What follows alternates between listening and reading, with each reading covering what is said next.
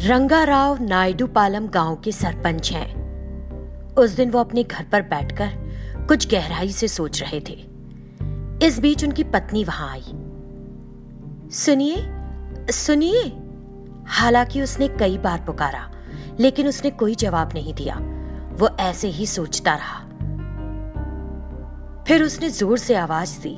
तब उसे होश आया। क्या भूलक्ष्मी, तुम ऐसे चिल्ला क्यों रही थी? फिर क्या करती? मैं आपको इतनी देर से आवाज दे रही हूँ। क्या आप फिर से उसी के बारे में सोच रहे हैं? हाँ भूलक्ष्मी, मैं उस घटना को भूल नहीं पा रहा हूँ। वो घटना अभी भी मेरी आंखों में है। कल आधी रात को मुझे ऐसा लगा जैसे किसी ने मुझे पुकारा। मैंने दरवाजा खोला और बाहर आया।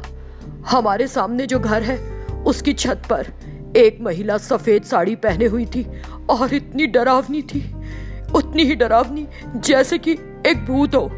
वो थोड़ी देर तक मुझे घूरती रही और फिर छत से नीचे कूद गई। मैं वहां गया और देखा, लेकिन कोई भी नहीं था। कोई पैरों के निशान भी नहीं थे। ये बहुत अजीब है। भले ही मैं अपनी आंखें बंद कर लेता हूँ, लेकिन वो घटना मेरी आंखों के सामने तैरती रहती है। ऐसा क्यों हुआ मैं नहीं समझ पा रहा। देखो, ये कोरी कल्पना है तुम्हारी। आजकल कौन सोचता है ये सब? नहीं लक्ष्मी, ये मेरी कल्पना नहीं है, ये वास्तविक है। मैंने अपनी आंखों से उस खतरनाक रूप को देखा है। जब भी वो मुझे याद हो आता है मैं डर जाता हूँ। हालांकि उसने कई बार उसे भूलने के लिए कहा, लेकिन उसने नहीं सुना। तब उसने कहा, ठीक है, मेरा मानना है कि जो भी आप बता रहे हैं वो सच है। अब उठिए, पहले ही देर हो चुकी है। मुझे नींद आ रही है, मैं जा रही हूँ। वो अपने कमरे में गई और सो गई। थोड़ी देर बाद जब उसे भी नींद आने लगी, वो सोफे से उठकर दरवाजा बंद करने के लिए गया। तभी उसे किसी के रोने की आवाज सुनाई दी। क्योंकि वो पहले ही कुछ अजीब देख चुका था, वो थर-थर कांपने लगा। वो आवाज फिर से सुनाई दी और वो बहुत डर गया।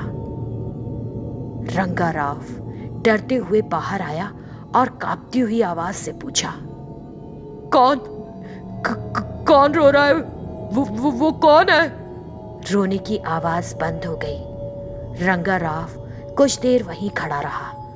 वो अंदर जाने ही वाला था कि फिर से आवाज सुनाई दी। इस बार तेज आवाजें सुनाई दी। उसने ना सुनाई दे इसीलिए अपने कान मजबूती से बंद कर लिए।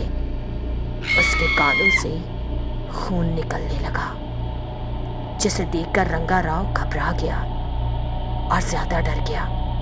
तभी एक प्रेतात्मा रंगाराव के सामने आ गई। उसे देखकर वो जोर से चिल्लाता है और अंदर भागता है। पति की चीख की आवाज सुनकर उसकी पत्नी हॉल में आ गई। भूत, मैंने तुमसे कहा था ना कि मैंने पहले एक भूत देखा था। वही भूत हमारे घर में है, वो बाहर है। तुम चाहो तो खुद बाहर जाकर देख सकती हो। भूलक्ष्मी ने बाहर जाकर देखा, लेकिन कोई नहीं था। नहीं, वो यही थी। वो भूतनी वास्तव में यहाँ आई थी। जब वो मुझे मारने वाली थी तो मैं उससे बचकर अंदर आ गया। सच कह रहा हूं मैं, मेरी बात पर विश्वास करो। भूलक्ष्मी को उसकी बातों पर विश्वास नहीं हुआ और उसे लगा कि वो पागल हो गया है। घर और बाहर जहां भी वो जाता, वो भूतनी केवल रंगाराव को ही दिखाई देती थी। इसीलिए वो पागलों जैसा व्यवहार करने लगा था। यह देखकर गांव के लोगों के साथ साथ भूलक्ष्मी ने भी मान लिया कि रंगाराव पागल हो गया है। कोई भी उसकी बातों पर विश्वास नहीं करता था। वे सब सोचने लगे कि अगर वो बाहर घूमा तो खतरनाक हो जाएगा और उसे कमरे में बंद कर दिया। एक दिन उस अंधेरे को भेदते हुए एक औरत जो रंगाराव को दिखाई देती थी, रंगाराव के सामने आ गई। अब तक रंगाराव ने उस भूतनी का चेहरा स्पष्ट रूप से नहीं देखा था। इस बार उसने देखा तो चौंक गया।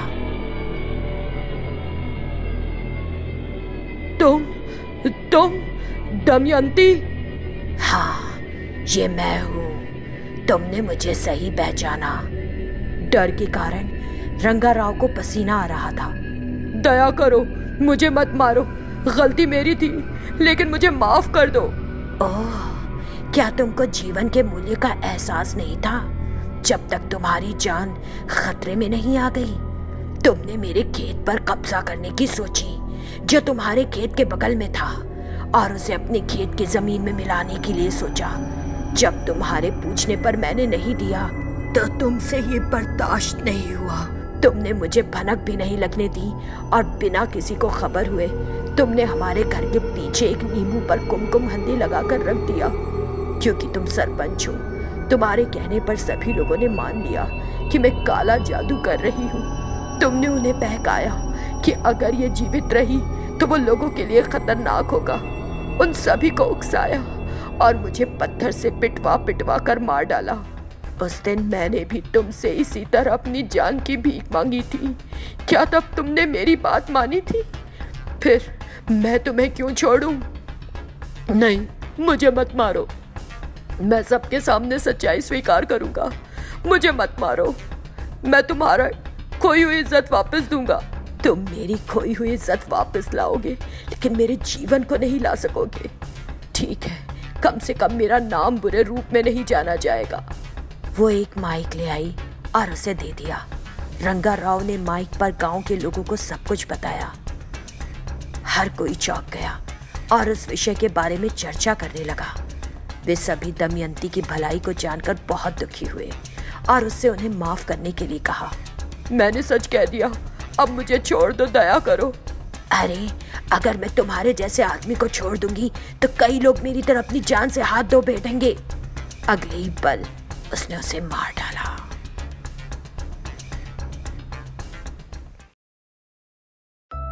एक बार एक गांव चिंतलपुरी में भूपति वर्मा नाम का करोड़पति रहता था। ऐसी चर्चा थी कि भूपति वर्मा की इमारत एक बड़े महल की तरह दिखती है। उसके पास हजारों एकड़ की जमीन और खेत है। जब वो परिवार एक साथ खुश था, एक दिन एक बहुत बुरा हादसा हो गया। जब भूपति वर्मा के परिवार के सदस्य रात में सो रहे थे, कुछ अनजान डकैतों ने आकर उसके परिवार के सदस्यों को मार डाला। भूपति वर्मा के पूरे परिवार के कत्ल हो जाने पर गांव के सभी लोग बहुत दुखी हुए। राजा के सैनिकों ने सभी संदिग्ध लोगों से पूछताछ की, लेकिन कोई फायदा नहीं हुआ। जब उस महल में सबका जाना बंद हो गया तो महल की इमारत की हालत बहुत खराब हो गई। कुछ लोगों का कहना था कि भूपति वर्मा के परिवार के लोग भूत बन चुके हैं और उस इमारत में भटक रहे हैं। इस वजह से उस गांव का कोई भी व्यक्ति वहां जाने से कतराने लगा और तब से उन्होंने उस इमारत को भूतिया महल कहना शुरू कर दिया। उनका मानना था कि हादसे में अचानक मौत हो जाने से वे लोग प्रेतात्मा बन गए हैं और उनकी आत्माएं अभी भी उस महल में डेरा जमाए हैं। एक दिन रात में एक भिखारी उस इमारत की सीढ़ियों पर सो गया। सुबह उसे खून की उल्टी की और मर गया। सब कहने लगे, इस बात में कोई शक नहीं कि उस महल में भूत रहते हैं जो भूपति के परिवार के सदस्य हैं, और उस भिखारी को भी उन भूतों ने ही मारा है। वे इस तरह चर्चा कर रहे थे। फिर बाद में गांव वालों ने उस गली में जाना ही बंद कर दिया। जब ऐसे सब चल रहा था, एक दिन विक्रम नाम का एक लड़का जो लगभग 25 साल का था, शाम के समय उस गली में गया और उसने गांव वालों से भूपति वर्मा के बारे में पूछा तो सभी गांव वालों ने उसे चौंक कर देखा। पता नहीं बाबू, तुम कौन हो? मुझे लगता है कि तुम इस गांव में नए हो और उस भूतिया महल के बारे में कुछ नहीं जानते। कुछ अज्ञात डकैतों ने भूपति वर्मा के सभी परिवार वालों को मार दिया था। अच्छा, ये महल बंद क्यों है? उनकी संपत्ति की देखभाल अब कौन कर रहा है? विक्रम ने इस तरह पूछा। उस महल में भूपति वर्मा और उसके परिवार के लोग भूत बनकर घूम रहे हैं। भूतिया महल बन चुका है वो। उसने ऐसा कहा, लेकिन विक्रम एक जाबाज लड़का था और उसकी बात सुनकर जरा भी नहीं डरा। क्या आजकल भी कोई भूत वूत मानता है क्या? ये सब एक नाटक है। तुम सब बेवजह डर रहे हो। सुनो लड़के, मुझे लगता है कि तुम जल्दबाजी कर रहे हो। हम सभी अपने अनुभव से तुम्हें बता रहे हैं क्या तुम्हें हमारे कहे पर विश्वास नहीं है? उस भूतिया महल की तरफ मत जाना। तब विक्रम ने कहा, आपको मेरी फिक्र करने की जरूरत नहीं है। मैं आज रात उस महल में जाऊंगा और उन भूतों को देखता हूँ। विक्रम ने ऐसा कहा तो कुछ लोगों ने उसकी निडरता के लिए उसकी प्रशंसा की। कुछ ने कहा कि वो खुद अपनी मौत को न्योता दे रहा है।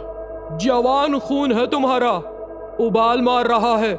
हम यही कहेंगे कि सावधान रहना। भगवान से यही प्रार्थना है हमारी। उस रात विक्रम महल में गया। उसने ताली को जोर से मारा। वो टूटकर नीचे गिर गया, लेकिन महल के बाकी सभी कमरे बंद थे। इसीलिए उसने महल के बीच के कमरे में अपना बिस्तर लगाया और सो गया। आधी रात में कुछ अजीब आवाजें सुनाई देने लगी। पैरों की आवाज सुनाई दी। कुछ भयानक दिखने वाले चेहरे अंदर घुस गए और डरावनी आवाजें करने लगे, लेकिन विक्रम शांति से लेटा हुआ था। भूत ने लाल खून की विक्रम पर धारा बहा दी। उसके ऊपर पड़ी चादर खून से लाल हो गई, लेकिन विक्रम तब भी नहीं डरा। तब उन भूतों को गुस्सा आ गया। उन 4 भूतों ने जलती हुई मशालों के सामने आकर विक्रम को घेर लिया और अजीब अजीब तरह से उसके ऊपर चक्कर काटने लगे। विक्रम तुरंत उठ गया और उसके पास मौजूद चाकू से भूतों पर वार किया। वे वास्तव में भूत नहीं थे। वे भूपति वर्मा के शत्रु नाग वर्मा के रखे गुंडे थे। भूपति के परिवार को मारने के बाद उन्होंने उस महल पर अपना कब्जा कर लिया था और ये अफवाह फैला दी थी कि उस महल में भूत हैं और उसे एक भूतिया महल करार दे दिया। अब वो भूतिया महल उसके सभी काले कारनामों और 2 नंबर की चीजों की जगह बन गया था। बाद में विक्रम ने नागवर्मा और उसके साथियों को राजा के सैनिकों को सौंप दिया। बाद में महाराज ने विक्रम के साहस की सराहना की और कहा, अरे साहसी और जाबाज आदमी, तुमने बहुत बड़ा काम किया है। महाराज ने उसकी इस तरह प्रशंसा की। महाराज, मैं भूपति वर्मा का नाती हूँ। जब मेरे परिवार के सभी सदस्यों का कत्लेआम हो रहा था, मैं आश्रम में शिक्षा ले रहा था। बहुत बात पता चला। विक्रम ने कहा, मुझे तुम्हारी दिलेरी बहुत पसंद आई। मैं तुम्हें अपना मंत्री घोषित करता हूँ। महाराज ने कहा। विक्रम बहुत खुश था। महाराज, मेरा एक निवेदन है। इतने दिनों इस महल को भूतिया महल कहा जाता रहा। मैं इसे अपने दादा के नाम पर पुनर्वास केंद्र बनाने के बारे में सोच रहा हूँ, दूसरों के लिए उपयोगी बने। महाराज ने इसे स्वीकार कर लिया और विक्रम के निर्णय को अपनी अनुमति दे दी।